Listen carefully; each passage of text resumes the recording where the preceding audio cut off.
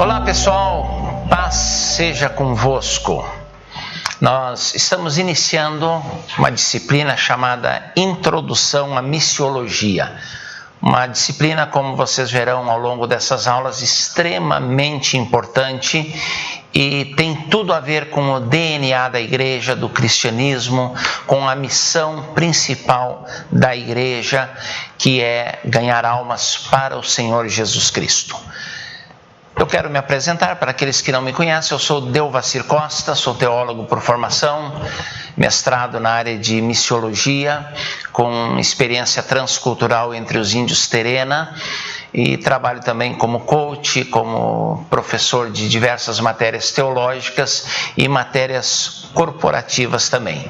Nós estaremos juntos nos próximos vídeos, nas próximas videoaulas, falando sobre esse assunto empolgante que é missões. Muito se fala sobre missões, mas nos dias atuais pouco se vive com relação a missões. Falar em missões é uma coisa, viver a obra missionária no dia a dia da igreja é outra. E infelizmente a maioria das igrejas não conseguiu transpor aquela distância entre o discurso e a prática, entre falar de missões e fazer missões. Hoje, por causa de uma teologia totalmente equivocada e muito influenciada pela teologia da prosperidade, se fala muito no aqui e agora do ser humano, do indivíduo, do crente, se fala muito em alcançar sucesso e se fala pouco em cumprir a missão da igreja, que é anunciar o evangelho a todas as nações. As pregações que nós ouvimos, elas nos desafiam a sermos indivíduos melhores, a sermos pessoas melhores, a alcançarmos os nossos sonhos, a buscarmos o sucesso profissional, pessoal e espiritual, e pouco se fala sobre missões. Eu vejo a grande maioria dos pastores, dos pregadores hoje, muito mais como coaches no púlpito do que como pregadores do evangelho. Missões é viver em prol do outro, mas a mensagem que se prega hoje nas igrejas é viver para você mesmo. Não é nem viver para Deus, é viver para você mesmo. É viver buscando o sucesso pessoal, buscando os seus sonhos, buscando os seus objetivos. E quando se faz isso, se perde o referencial missionário, se perde o objetivo missionário. Então missões fica num discurso vazio e numa prática extremamente deficitária, numa prática totalmente equivocada. O conteúdo da nossa disciplina é uma análise começando com a origem dos povos, a partir da dispersão da Torre de Babel, e mostrar a segmentação humana, mostrar as necessidades atuais dos mesmos povos, enfatizando algo que nos anos 90 a 2000 e alguma coisa, 2010 aproximadamente, se falava muito, se falava exaustivamente, que era a janela 1040, que assim ocupou muito das pregações missiológicas, muito dos treinamentos missionários, mas hoje as pessoas praticamente não falam. Há poucos dias atrás, conversando com um missionário que está no Japão, ele me surpreendeu num vídeo que ele enviou a meu pedido, falando da janela 1040. E eu confesso para vocês que fazia algo em torno de 5 ou 6 anos que eu não ouvia ninguém se referir à janela 1040. E eu comecei a pesquisar, me preparando para essa disciplina, eu comecei a pesquisar e eu descobri algo estarrecedor. Embora a gente tenha esquecido, embora a janela 1040 tenha saído do foco, a realidade espiritual, a realidade social, a realidade cultural e religiosa desta janela, que nós explicaremos posteriormente do que se trata, ela continua exatamente a mesma, agravada pelo tempo que passou, que decorreu, desde que ela saiu do foco, desde que ela saiu caiu de moda. Então nós vamos conversar sobre isso. A disciplina é uma análise do atual cenário missiológico mundial. A igreja precisa cumprir a sua tarefa. A igreja precisa cumprir a grande comissão. Como indivíduos, nós precisamos orar por missões, nós precisamos amar missões e nós precisamos nos envolver com a tarefa missionária. O chamado missionário não é para alguns, o chamado missionário é para todos. E a igreja não se apercebe disso. O chamado da igreja não é para fazer sucesso, para se tornar popular, para ser grande numa localidade. Não é para ter membros, para ter indivíduos bem-sucedidos. O chamado da igreja é para cumprir a grande comissão, para fazer missões. Os objetivos dessa matéria, o que nós objetivamos com introdução à missiologia? Nós gostaríamos, em primeiro lugar, de discutir conceitos da missiologia. Discutir conceitos que são importantes, conceituar missões e missiologia. Para que se entenda, você só consegue cumprir algo quando você entende o conceito, quando você se compromete. Em segundo lugar, nós pretendemos trazer um esclarecimento, trazer informações para que o nosso aluno possa entender os aspectos culturais na missiologia. Quais são os aspectos envolvidos? Terceiro objetivo dessa matéria é compreender o potencial e a responsabilidade de missões a partir da igreja brasileira. Qual é o nosso potencial missiológico? Qual é o nosso potencial missionário? E o que nós podemos fazer enquanto igreja aqui no Brasil? Nós queremos também fornecer conhecimento preliminar, a elaboração de estratégias e métodos. De repente, algum dos nossos alunos tem um projeto missionário, tem um sonho missionário, tem uma chamada específica para missões e quer elaborar um projeto. Então, nós daremos um norte, uma diretriz, para que com esse conhecimento dessa disciplina, você possa estabelecer uma estratégia e os métodos para o seu ministério, para o seu trabalho. E também empreender na tarefa de transpor fronteiras, de transpor barreiras culturais, de transpor quaisquer outros tipos de barreira para comunicar Cristo às nações. Espero que ao final dessa disciplina, você, aluno que está assistindo essa videoaula, tenha esses objetivos alcançados. É essa a nossa intenção, é isso que nós esperamos com essa disciplina. Eu quero iniciar com algumas frases marcantes a respeito de missões. A primeira frase é de John Wesley, conhecido como avivalista, pai do metodismo, mas John Wesley, ele também foi um missionário, foi um homem que viajou toda a sua vida pregando o evangelho, anunciando a palavra de Deus, e ele disse: tua incumbência única sobre a terra é salvar almas. Que a gente possa levar isso a sério. E John Wesley, ele gastou a sua vida andando a pé, no lombo de cavalos, visitando cidades, países. Ele revolucionou não só a Inglaterra, mas os países limítrofes com a pregação do evangelho. E ele não se conformava enquanto ele não ganhava uma pessoa para Jesus por dia, pelo menos. Ralph Winter, um missiólogo americano, ele disse o seguinte, e isso aqui é muito interessante para a gente entender crescimento e missões, e evangelismo e missões. Evangelismo é uma igreja crescendo onde está. Missões é uma igreja crescendo onde não está. A função da igreja é evangelizar e fazer missões. Evangelismo é local, missões é fora do local. Então, sempre que a igreja investe numa outra cidade, num outro estado, num outro país, numa outra cultura, ela está fazendo missões, ela está crescendo fora do local onde está. Nós estamos gravando essa aula em Cascavel. A igreja que está crescendo em Cascavel, ela não está fazendo missões, ela está fazendo evangelização. Ela está promovendo o evangelismo. Agora uma igreja em Cascavel, plantando uma igreja na vizinha Corbélia, ela já está fazendo missões, porque ela está crescendo aonde ela não está. Embora para efeitos práticos, na maioria dos casos, a gente diga que missões é noutra cultura, é noutro país. Não. Missões, ela pode ser transculturais ou não. Então, se a igreja em Cascavel está plantando uma igreja em Corbélia, ela está fazendo missões, porque ela está crescendo no local onde ela não está. É missões não transculturais. É missões culturais apenas, ou monocultural, mas é missões da mesma forma.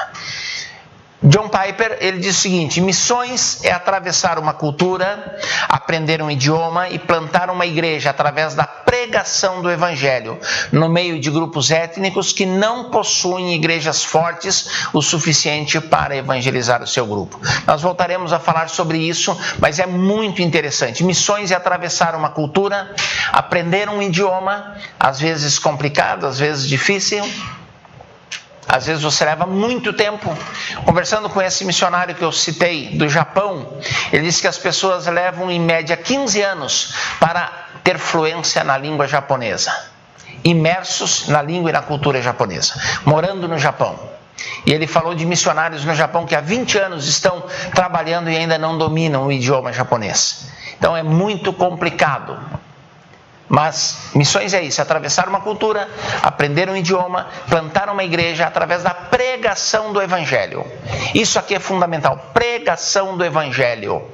Não é a pregação de uma cultura, da cultura brasileira. Um grande erro que os missionários cometeram no passado, principalmente os missionários norte-americanos. Eles tentavam implantar a sua cultura nos novos povos. Você imagina uma tribo africana onde os homens estavam acostumados a andar nus ou seminus e irem para o culto de terno e gravata. Não era o evangelho, era a cultura americana sendo implantada, a musicalidade americana, os costumes americanos. E os brasileiros cometeram muito isso. Eu vi uma vez uma reportagem lá na selva amazônica. No meio do nada, havia uma igreja, no meio da selva, pessoas de 4 ou 5 aldeias, índios de 4 ou 5 aldeias da região, se dirigiam para aquele lugar mais centralizado, onde havia uma capela construída para cultuar. Tinha gente que andava 2 horas a pé no meio da selva. E todos os índios estavam de paletó e gravata, porque a cultura dos missionários exigia isso. É pregar o evangelho, pregação do evangelho, não dos hábitos, dos costumes culturais do missionário. No meio de grupos étnicos que não possuem igrejas fortes. Até pode ter uma igreja, mas não é igreja forte o suficiente para evangelizar o seu grupo. Isso é missões. Vamos ver alguns termos usados em missões.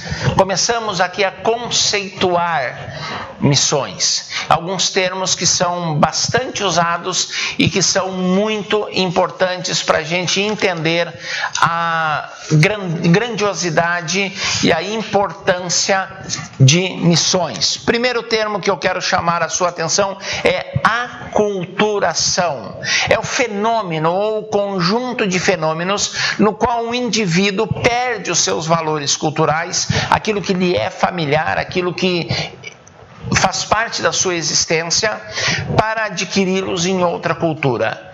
É quando a tribo indígena é, entre aspas, civilizada, perde os seus hábitos, perde os seus costumes, hábitos alimentares, hábitos culturais, hábitos sociais e adquire uma outra. É aquele erro que os missionários, que eu há pouco citei, cometeram muitas vezes. Isso chama-se aculturação.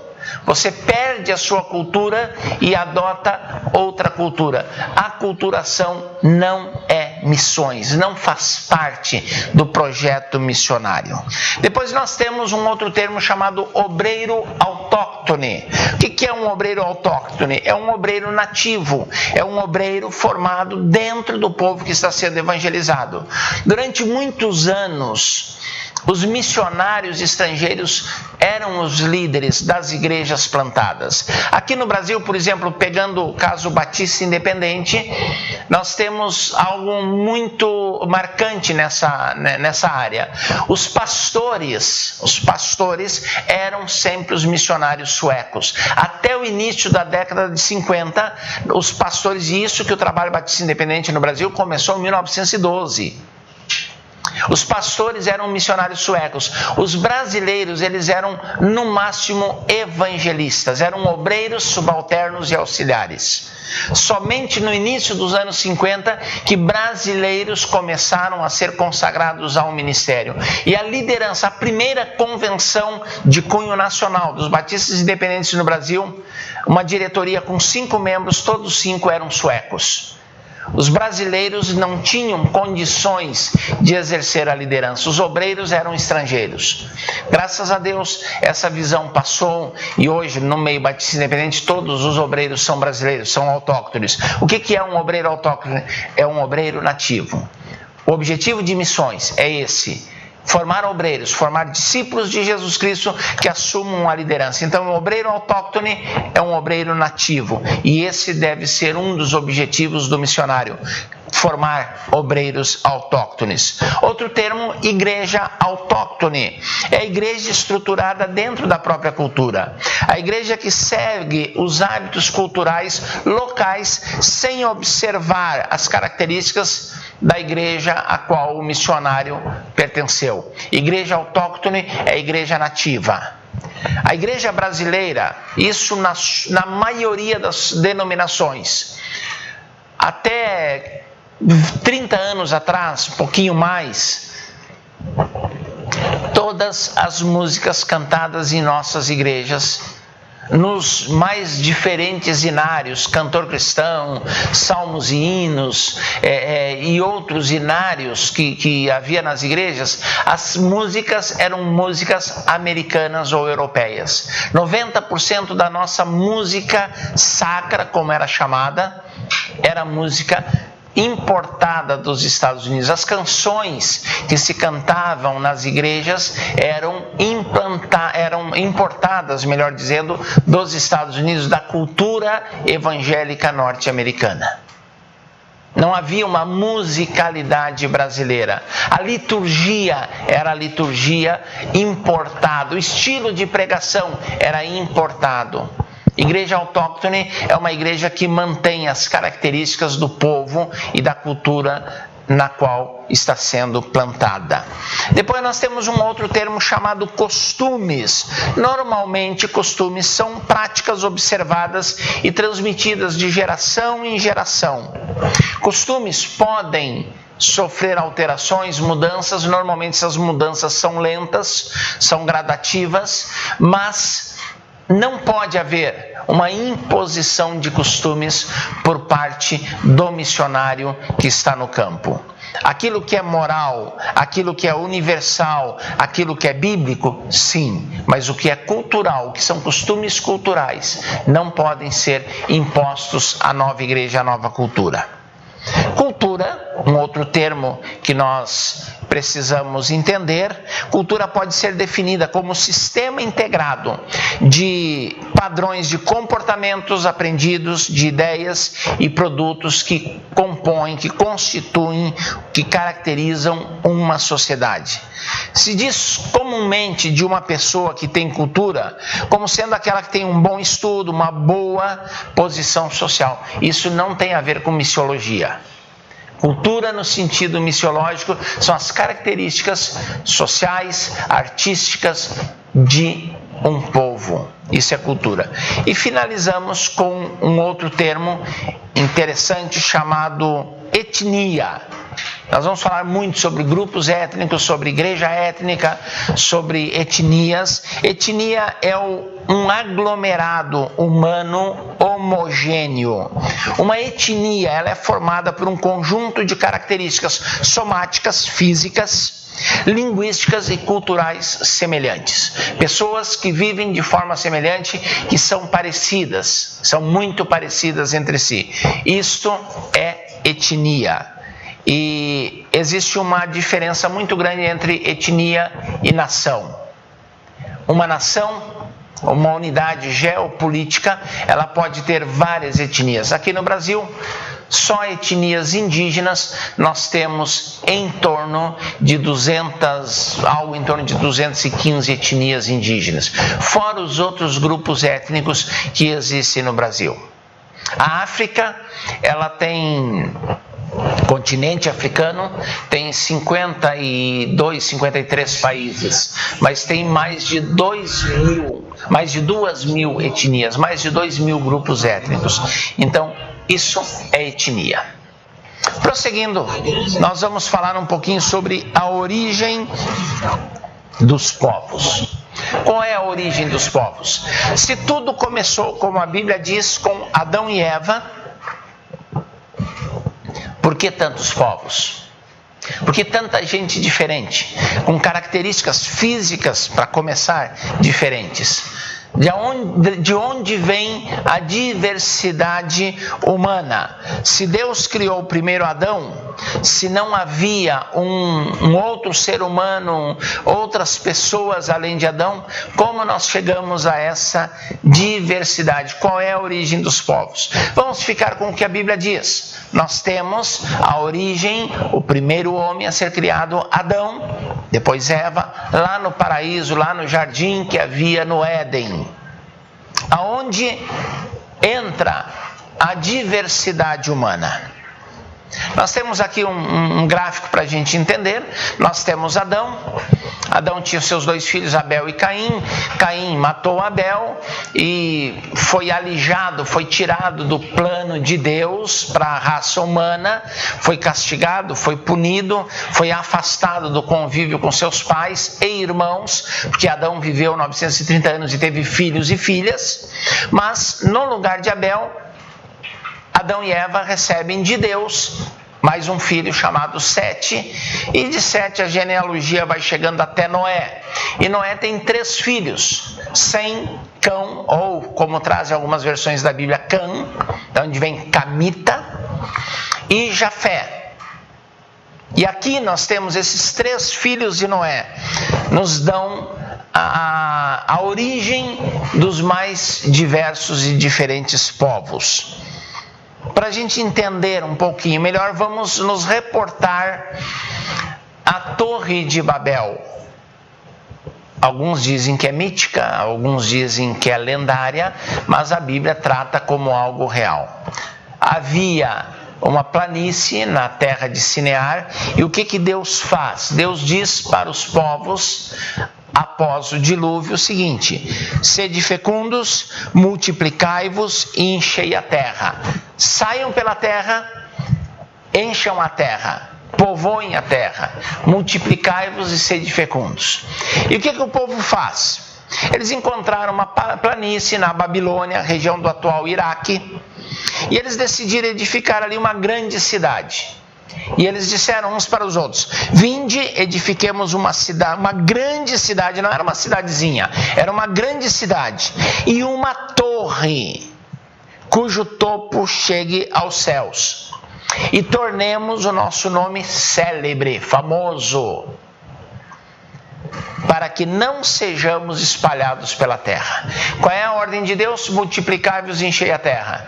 Qual é a ideia, a opção do homem? Ficar aqui e não ser espalhado. Rebeldia contra a ordem divina. Essa torre de Babel,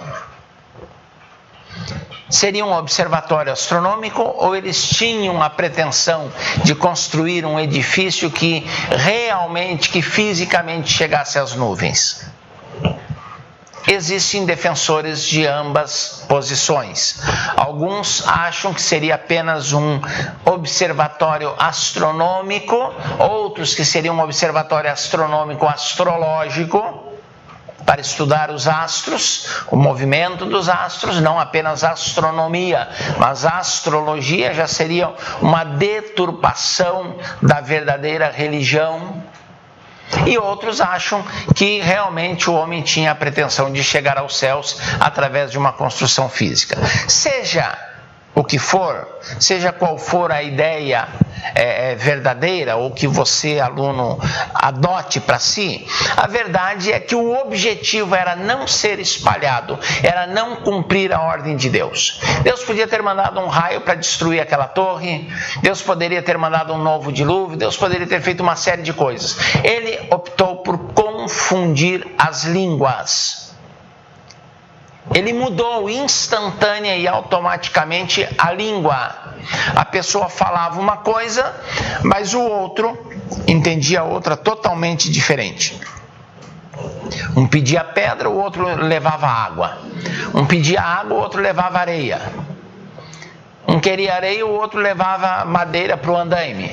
Então não se entendiam. E nessa confusão, eles se aglomeraram em grupos pequenos de línguas iguais e foram se espalhando, foram se separando. Cessou a construção e, pela questão linguística, eles começaram a tomar um rumo diferente, agregando os poucos indivíduos que falavam a mesma língua, se identificaram falando a mesma língua. E aqui nós temos então os 3 filhos de Noé, Sem, Cão e Jafé. Nós temos os Sem, os semitas, que povoam aquela região do Oriente Médio e parte da Ásia e a parte sul da Europa. Nós temos os camitas, que descem e povoam a África, e nós temos os descendentes de Jafé, que vão povoar principalmente a Europa. E a partir daí, por distâncias, por isolamento, uma série de... Não é o objetivo dessa disciplina esmiuçar esse conceito, mas o isolamento, o tempo, características singulares de cada povo foram sendo perpetuadas de geração em geração. Basicamente é isso, para a gente ter uma compreensão. Basicamente é isso aqui. Tá? Hoje nós temos em torno de 7.000 línguas. 7.000 línguas que são faladas no mundo. Dessas línguas, a grande maioria ainda não tem a Bíblia no seu próprio idioma, não tem a Bíblia escrita. Essa diferença linguística é uma das maiores barreiras que um missionário precisa ultrapassar, precisa transpor. Na maioria dos casos, um missionário, para pregar o Evangelho, ele precisa ser fluente na língua. Porque pregar com tradutores, com intérprete, é muito difícil, é muito complicado. Então, ele precisa ter uma fluência, ele precisa ter fluência para traduzir as escrituras para a língua daquele povo que ele quer alcançar.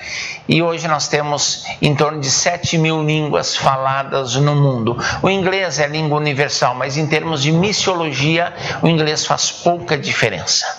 Nós temos que entender que aqui no Brasil existem grupos de menos de 100 pessoas que falam um idioma específico, exclusivo. E o missionário que quiser alcançar essas pessoas, ele tem que aprender aquela língua. Existem grupos grandes, nós veremos isso sobre os grupos étnicos. Existem megapovos, existem mini-povos, cada um com a sua cultura e com a sua língua. Então nós precisamos ter em mente que uma das principais barreiras a serem vencidas é exatamente a barreira linguística. É extremamente importante o missionário ser fluente para poder comunicar o Evangelho.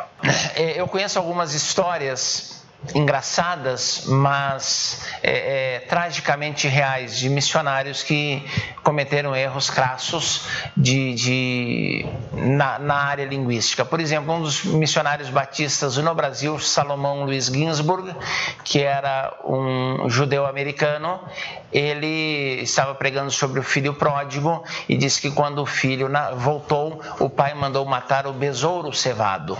Quer dizer, não se mata um besouro, era um bezerro. O missionário sueco caiu, quebrou a perna, e no domingo ele estava conversando com a igreja durante sua pregação, e ele disse que estava enfrentando dificuldades, porque desde o acidente ele só conseguia sair de casa com 2 mulatas ao lado. E não eram mulatas, eram muletas, logicamente. E um missionário em Belo Horizonte foi andar de ônibus, conhecer a cidade de ônibus, e o ônibus fez uma curva meio rápida e ele caiu no colo de um outro passageiro. Ele estava em pé, o passageiro sentado, e ele olha para o passageiro todo envergonhado, e ao invés de pedir desculpas, ele diz: com licença. Quer dizer, esse tipo de erros muitas vezes compromete a comunicação do Evangelho. Nós precisamos dominar a língua para anunciar o Evangelho com eficiência.